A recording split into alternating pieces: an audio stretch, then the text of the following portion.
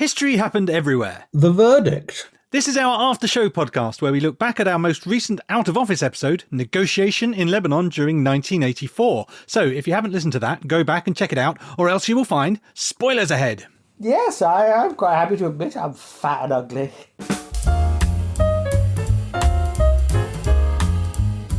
Hello, my name is Pete Goddard and I'm here in the HHE studio with the pita bread to my baba ganoush. It's Mr. Ryan Weir. Ah, you are so humorous. Hey, humorous. I like what you did there. Yeah, cheers. And of course, we're joined as ever by the Dewey Decimal devotee. It's the judge himself, Mr. Paul Dursley. 39.6. I'm going to assume that's something Dewey Decimal related. Your favourite book. I've got no idea. It's a decimal number. Anyway, on with the show. Now, I have been held hostage in a cellar for the last week, and the stress of it all has meant that I've forgotten everything about the last episode. So, Ryan, would you mind reminding me what happened in about 60 seconds? Are you willing to negotiate? I am not. I will not negotiate with podcasters. I was thinking 45 seconds, maybe? You can have 60 or nothing. Right, okay. When do you want me to do it? Now! In this out-of-office special, Peter and I travel to Lebanon to explore the country's rich history and culture and to learn about the negotiations that took place there in 1984. We were struck by Lebanon's stunning natural beauty, which has been shaped by centuries of invasions and settlements. We also learned about the Lebanese people's love of the Cedar Tree. But our main focus, of course, was on talking negotiations. So we started by telling the remarkable story of Reverend Benjamin Weir, who was kidnapped in Beirut in 1984 and held captive for 16 months, during which time his distraught wife worked tirelessly to convince a stubborn American administration to change their stance on non-negotiation. And we also looked behind the scenes at a story of the bombing that caused President Reagan to withdraw the American troops from Lebanon. Or did it? Either way, it was negotiation in Lebanon during 1984.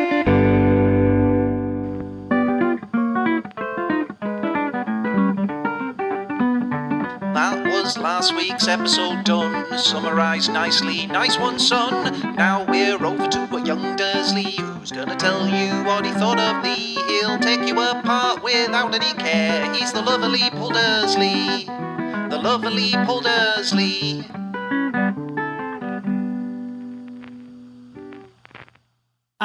Yes, it's all come flooding back to me. What a wonderful out-of-office episode that was. But, of course, our opinion in this case, Ryan, is meaningless. Nobody cares. They're here for the views of one man and one man alone, Judge Dursley. So, Paul, any initial thoughts about the episode? Well, it's something I can remember quite well, as in 1984 I was in the sixth form, so I can remember quite a lot about it. And the only thing that I really remember about it, though, is Wally Jumblatt. Wally Jumblatt. Who or what is Wally Jumblatt? I think he was like the leader of the Druze faction over there.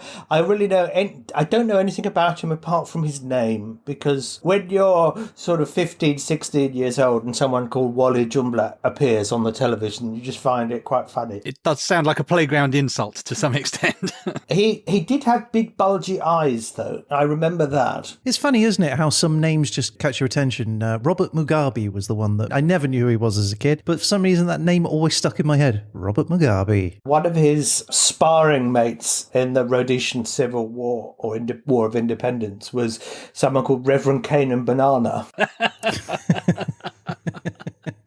So I too remember 1984, and I remember the Lebanon, and reading about it, it made me really realise that I didn't understand anything that was going on at the time. And now I've read a lot about it, I don't really understand what was going on even now. It's so complex, there's so many moving parts and so many people in it. Even though I did a fair amount of reading for the episode, still couldn't really claim to have a reasonable understanding of the various factions in the Civil War. But yes, because it wasn't a Muslim-Christian thing. It was like a Protestant/Catholic/Protestant Muslim/Catholic Muslim/atheist Muslim. You know, all of the subsects each wanted their own say in it. Yeah, and then you throw the nations in. We had Israel popping in, Syria coming over, and that's without the international force from the Americans coming in to help in inverted commas. Yeah, I think, Pete, it's worth a sort of just mentioning, isn't it, that this was our out of office episode, which was deliberately designed to be something that would be a quick little episode that we could could produce when we're not around. But I think you and I worked incredibly hard on this one. Yes. I think we were planning on half an hour for this episode. Quickly blossomed into a full hour. It really did, didn't it? Every time you pulled one thread, it was connected to so many different things that you had to just check what this means and just find out what that was and who was that, what were they doing and why were they there and who's going there. And before you knew it, you'd read 5,000 years of Lebanese history and spent quite a lot of time preparing for what was supposed to be a bit of a time saver. Was that the time of the Green Line, where between, was it Christian West Beirut and Muslim East Beirut? That's ringing lots of bells. And it was called the Green Line, which was the UN peacekeeping line. Indeed, the Green Line was a line of demarcation in Beirut. Was there a line? Did they paint it on the street, or did you have to just know where it was because they gave you a leaflet? I think it was like in Belfast, sort of, they were barricades built up with rubbish. Oh, God. But it wasn't just about the politics in 1984. 1984 as a year, Paul, was it a good year for you? Yes, I was quite disappointed. I was expecting sort of on the 1st of January that Margaret Thatcher would bring in a dictatorship. You were expecting that or hoping for that? Hoping. Oh, good Lord. Okay. My first recollection of 1984 was it was the first year that I lived through that was mostly previously described as the future. Oh. So 1984, when Orwell wrote it, was it must have been in the 1950s. He wrote it in 1948. That's why he swapped the last two digits. Oh, okay. So that was a vision of the future. And that was my first time where I sort of entered a thing that was iconically a future date, much like 2001 for the Space Odyssey and various other dates that we're now living through. Do we have any future ones to live through? I don't think they were explicit as 1984 and 2001. I believe it was 2015 that Marty McFly flew to in the future of Back to the Future. The far-flung 2015. Imagine when we were all hovering around in our hover cars. I think that Ridley Scott film was set sometime in the late 2010s. The Blade Runner one? Blade Runner, yes. Oh, Blade Runner 2049 was the sequel. Yeah. So we've probably got that one to look forward to. So we're only a few years away. Wouldn't that be amazing? Wouldn't that be amazing? No. So, in summary, we are old. So old that we now live in the future. Actually, talking about 1984, it was around about 1984. We had to do a talk at school about the future. So I had a sheet of perspex that I used to use just as something to write on. Well, you put your pad on it. And it had a bit of a rough edge, so I put some tape around it. And it was about the size of an A4 pad. And Did you invent the iPad? Well, yeah, I took it in and I said, in the future, this will be what a computer is. It will be like this, and you'll be able to do everything on it. I thought it would be see-through. I still think it would be quite nice if it was see-through. But I remember that, and it was around about, let's say it was 1984, as it's the year. It could have been called the Dursley Pad. The Dursley Pad. The D-pad. Just look that up on my Dursley pad. On my new D-Watch. The watch. My Dursley Watch Pro Max. Yeah, so the first invention of a time machine, first in the queue, Dursley with his piece of perspex, ready to go back to 1984 and go, I told you. But of course, the problem is if you go back to 1984 and tell them that, then they've got quite a long while to wait. Also, Junior Dursley will look at you and go, oh, what happened to me? Yes, probably.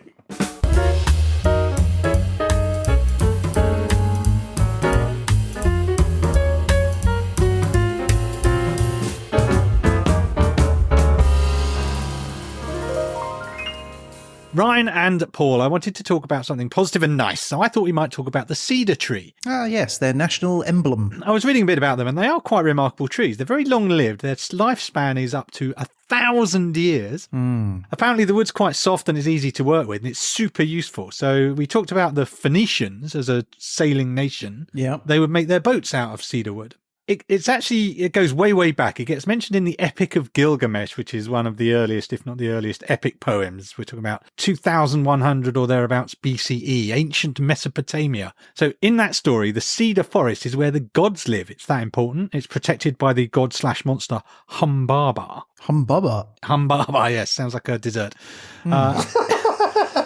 It's also important enough that it gets a shout out in the Bible. It's in the book of Kings in the Old Testament. Solomon orders cedars to be cut to build the temple of Jerusalem. Now, therefore, command thou that they hew me cedar trees out of Lebanon, it says. Wow. It's also well known for its preservative qualities. In the Iliad, the book about the war in Troy, Priam stores all his stuff in cedars. It says, his vaulted treasure chamber, high-roofed and fragrant with cedar wood. And that's important because people would use cedar to keep moths away. There's a oil in cedar called sesquiterpene hydrocarbons, which repel moths. So even today, if you look for moth treatments, which I am because I'm infested with moths, that's another story.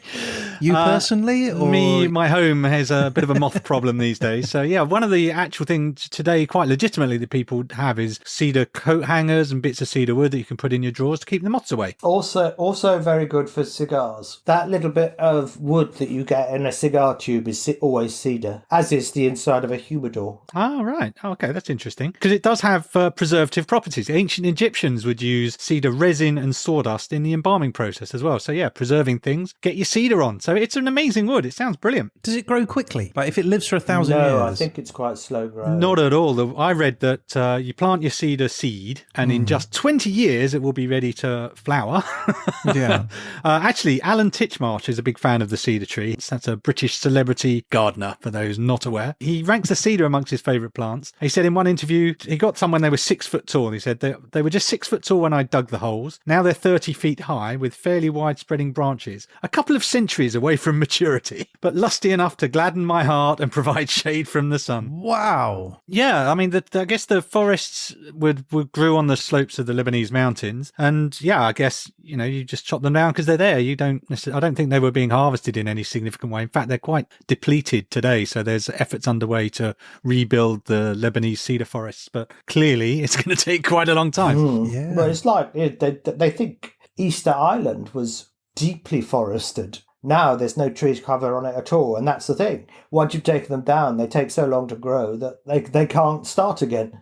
That means at some point on Easter Island, some guy was there with his axe looking at this one tree and going, well, that's the last one. Should I stuff it, I'll chop it down. I think it was probably past the point of no return before the last one, but... It must have felt a bit bad to go, I think that was the last one. It can't have been a good moment for... Oh, I thought there was some more over there. Yeah, well, so what do you think happens next, guys? We'll probably be fine. So question for you. Do the Lebanese call it the cedar? Is it a Lebanese word? Let's ask the lady of the internet. That sounds like a lady of the internet question, doesn't it? It does. All right, let's find out. In Arabic, which is the official language of Lebanon, the Lebanon cedar tree is often referred to as Lebanon, which directly translates as Cedar of Lebanon. Due to illegal logging, climate change, and the expansion of urban areas, the Lebanese government has decided to protect the Lebanon cedar. One of the last vestiges of cedar forest is now strictly prohibited from the public. Thank you. All right, well, there you go. You can't cedar trees. Can't cedar wood for the trees. Oh, my God.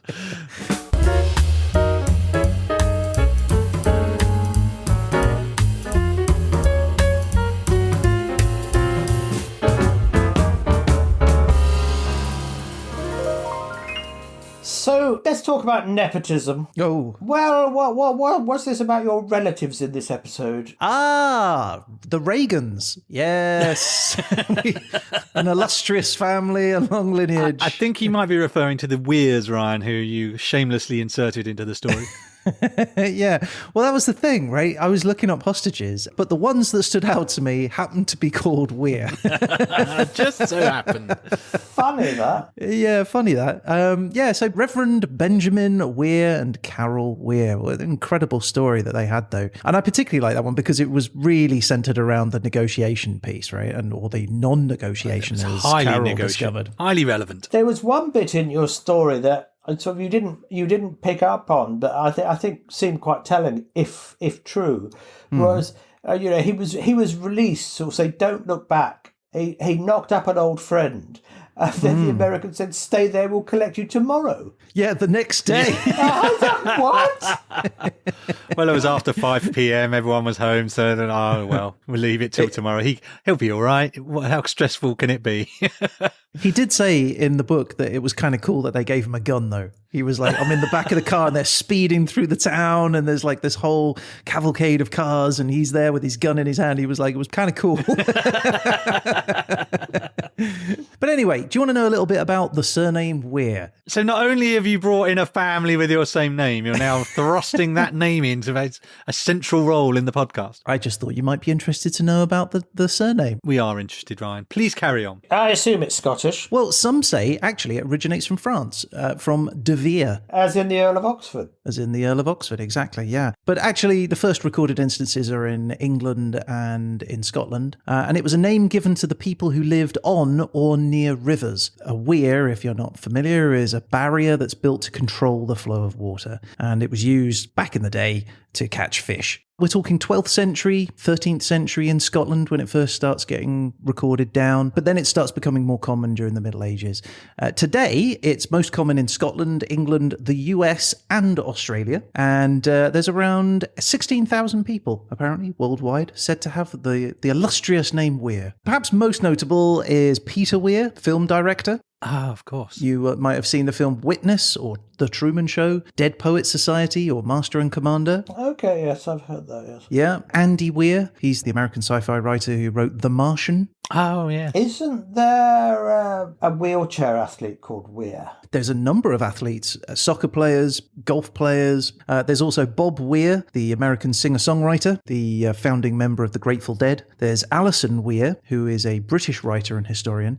There's also the Weir Farm National Historical Park in Connecticut, which, of course, we'll all be familiar with. And did you know that there is a type of cheese called Weir cheese? Yeah, that sounds disgusting. It's a cheese made in Scotland, made of sheep's milk. Yeah. It's aged for 6 months, and it has a strong, earthy flavour with a slightly nutty aroma. Slightly nutty and incredibly cheesy. Yep, that's Ryan. Very smelly. Very smelly.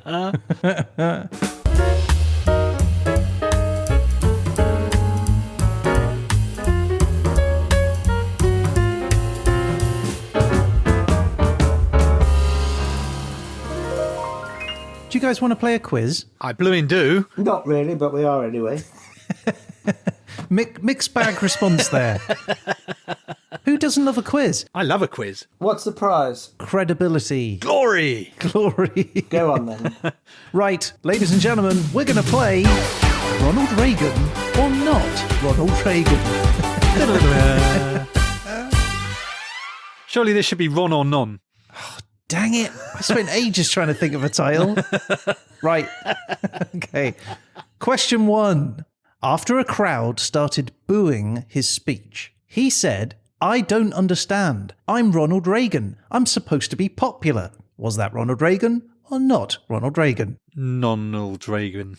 I would say not as well. You'd both be right. It is not Ronald Reagan. It was, in fact, Homer Simpson, who was dressed as Ronald Reagan in the Simpsons episode Homerland.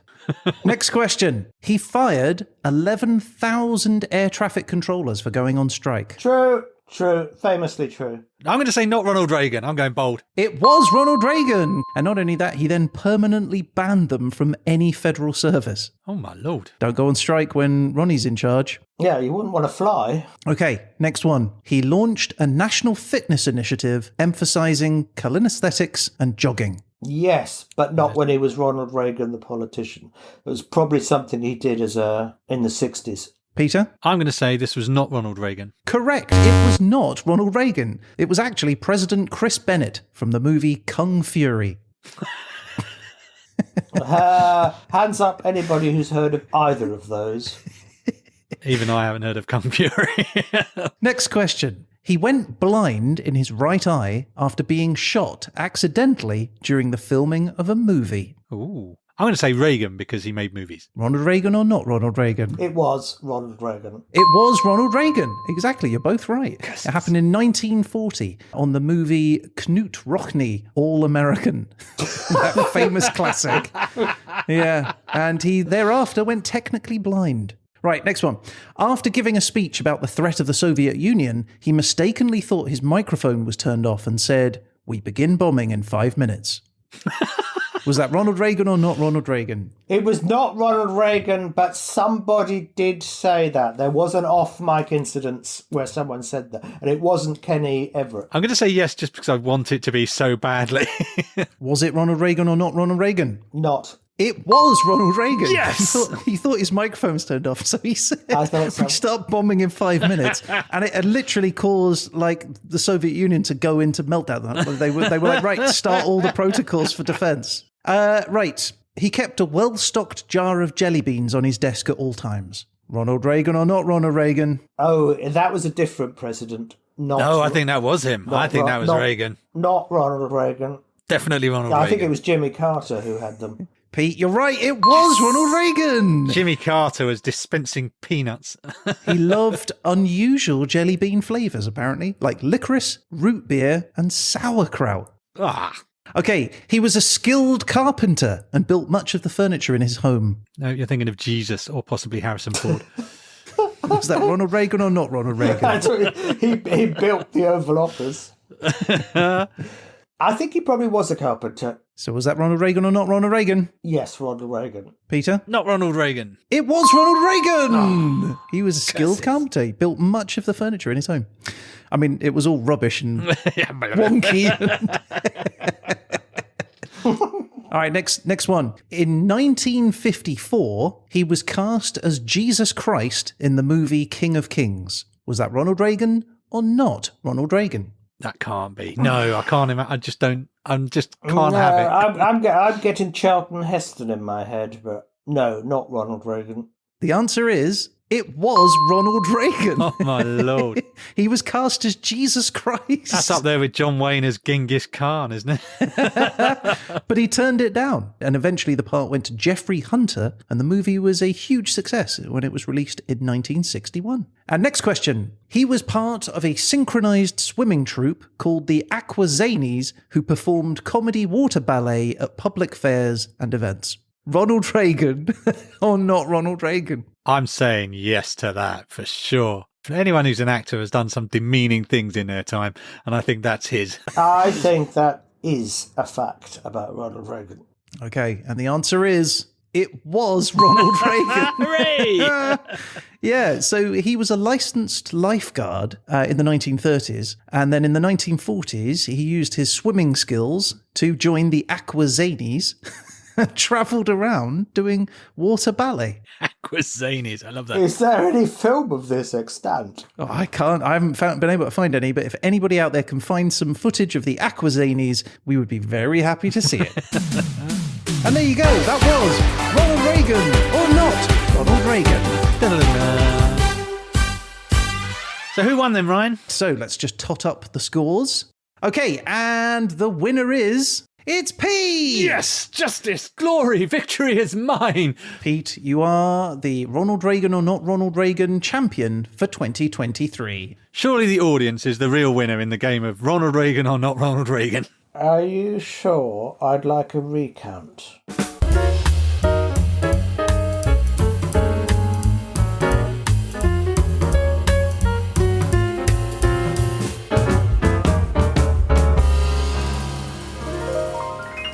Well, on that Ronald Reagan or not Ronald Reagan bombshell, here we have come to the end of the line, Ryan. It's time for us both to step in the dock and side by side prepare to face the people's judge. Judge Dursley, are you ready to give your verdict? Yes, I am. Okay then, Ryan, as the other defendant, will you please rise with me? We are both risen. Now, Your Honour, as usual, we can start proceedings with asking for your verdict on the factual content. So I think I can remember a lot of the stuff that you were talking about. Maybe not the specific stories, but I can remember the context. So I think I'll give you a positive, straight B. Strong start. It's good. And if I can ask for your entertainment value score. Well, it was like the proverbial curate's egg, I'm afraid. Good in parts. But it was good in parts. But it was also very scary in parts, with, as I mentioned, with your meditation, which I'm going to have to knock you down on. But then you reconciled yourself with the cedar joke? That still makes me laugh, even though it was very silly. So, gentlemen, I will give you, for entertainment value, C+. It's not bad, Ryan. It's not bad. Cedar plus. Oh, good lord. So, the final and very difficult to predict factor is Dursley factor. Paul, what was the Dursley factor for this episode? It was nice to have something that I can remember. It's a fascinating country. A sadly very unlucky country. Never seems to be able to start and get to a period where it flourishes. But that's not to do with your show. And your grade for Dursley factor is? I will give you a B-. B-. Oh, everything to play for. So then we reach the main event, the final verdict. Before the judge passes his ruling, Ryan and me, we have an opportunity to enter a plea if we choose to do so. Ryan, do you choose to do so? No, I think this episode stands on its own, actually. I think so too. There was so much to talk about. I think it stands or falls on its own merits, I think. Now, Your Honour, the defendants stand before you. Have you reached your verdict? I think before I can reach a verdict, given the nature of the programme about negotiations, you need to negotiate with me. Oh, nice. Okay. Can we have an A? No. All right, we'll meet you at B. I was going to go A-, but sure. Aren't you supposed to go high then low? Sure. We'll go B, I guess. Or B+. You know, those exist. Okay, I'm prepared also. to say if you give us an A for this one, we can trade it off by you giving Ryan a D- for his next one. That's very tempting. I mean, that's just standard anyway, so that would be fine. Just give Ryan a regular score is what you've actually just said. Shh, I'm negotiating, Ryan. Yeah, fair enough. What do you want, Your Honour, from us for this A? You're not getting an A. That is the, you know, that's the get shot one. You're not getting that. What can we give you? Can we give you anything for this negotiation? So what do I want? Well, I want to win your stupid quiz. Yeah, you thought you hated the quiz. I do, but I still want to win it. Well, as the host, I'm more than happy to do that. But Peter, you are the reigning champion of Ronald Reagan or not Ronald Reagan. Are you willing to give over your title? But I get a good grade if I'm prepared to give it up. So I think I'm prepared to sacrifice it to get the grade. I'll take the grade. Yes. Go back, edit it. Make him win. Okay, all right. Well, it sounds a little something like this.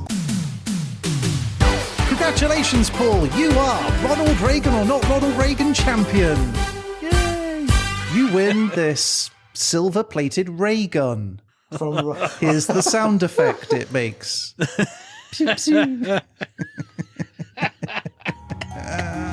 So, with the negotiations complete, can I ask Mr. Dursley for your final ruling? I will give you a D. We've been had! He's pulled the old switcheroo. That's unbelievable. My decision is final. I'm shocked, but also kind of impressed. But also impressed and not shocked. And rather amused, I must admit. He gets the title, and we don't... I guess that's it. We've got a D, Ryan. I'm not even angry. I'm kind of impressed. Sure, yeah, that makes sense. I'm with it too, actually. I guarantee no one in the audience saw that one coming either. There you go. I did not see that coming. There's a D. Put it in the book, Ryan.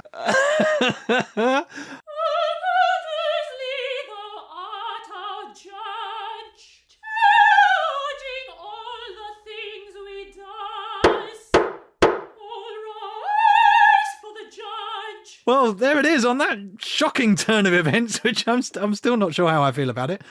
I kind of like it almost. I'm going to wake up at 2:00 this morning in a cold sweat going, what?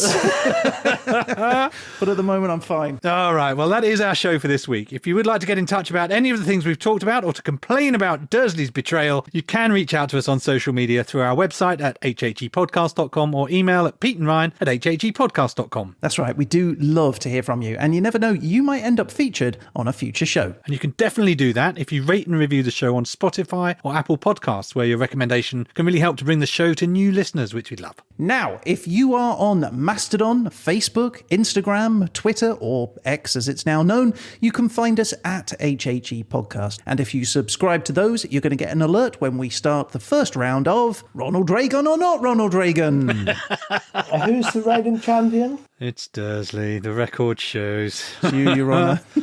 And of course, we'll be back again soon with our next real episode, which is plumbing in the Himalayas in the 1950s. But in the meantime, a huge thank you to the judge himself. Thank you, Paul. My pleasure. And that is it. I guess all that's left to say is... You've been listening to...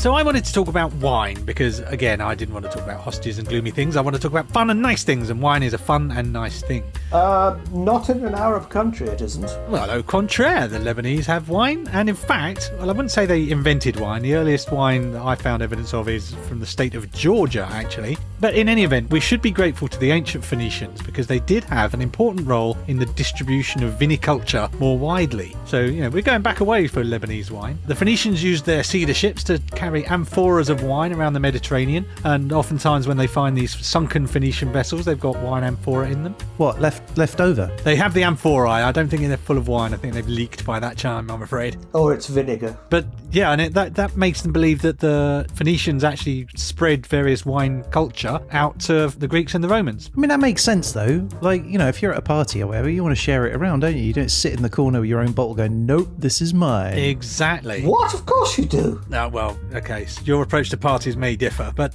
you probably know this one, Paul, but the wine oxidizes, as you probably know. So to keep that from happening, when they filled the wine with amphorae, they would then put a layer of olive oil on top to keep the wine from having contact with the air. Then they'd seal it with a pine disc and resin and clay. Now, here's the interesting part. It's said that the resin would give a little bit of flavour to the wine as it travelled, and the Greeks developed a taste for this resinated wine. Retsina. Which is where we'd get Retsina from, allegedly. What's Retsina? Retsina is a resinated wine, which is popular in Greece, so they mature it in a little bit of resin to give it, I think it's a kind of a bitter taste, I'm not sure. Yes, it makes it slightly more viscous as well. So now, as Paul says, the wine did decline somewhat as the Islamic Caliphate took over in the area, but it made a comeback in the 1850s, where French Jesuit monks planted some vines in the Bekaa Valley, and this starts a little bit of a mini wine reversal, ironically reversing the trade in grape varieties, because whilst the Phoenicians took wine cultures out to Greece and Rome, they brought French grapes over for the new wine industry, if you might call it. But we mustn't think of it like wine as we have today, because they quite often would drink it warm, and they would often put sugar in it, or spices in it. Sounds like mulled wine to me. I'm in. Sign me up. Yeah, exactly. But when you sort of hear about them having wine, it's sort of not the same way as we take wine. Well, I also read that most people would drink wine watered down, and you would very some water. rarely have undiluted wine, and that was often during religious events, and wine was quite important. There's a big temple to Bacchus in the Lebanon today. But yeah, you can still get Lebanese wine, and although most of them are used these French grapes, they are in some places turning back to some indigenous varieties, including Abaide, which makes a wine described by wineenthusiast.com as creamy, sweet wines that taste like honey and lemons. And the Merwa grape for rich, nutty and floral wines. So you can get traditional, indigenous Lebanese wines even today. And I looked to buy them and they are quite expensive, so I didn't. Oh no. Oh no. I was expecting some in the post. Yeah, exactly. Yeah. I thought that would be a nice touch, and then I saw it and went, I'm going to back away from the wine list. Did someone just fart? That was my chair. Oh, I've never heard of that before.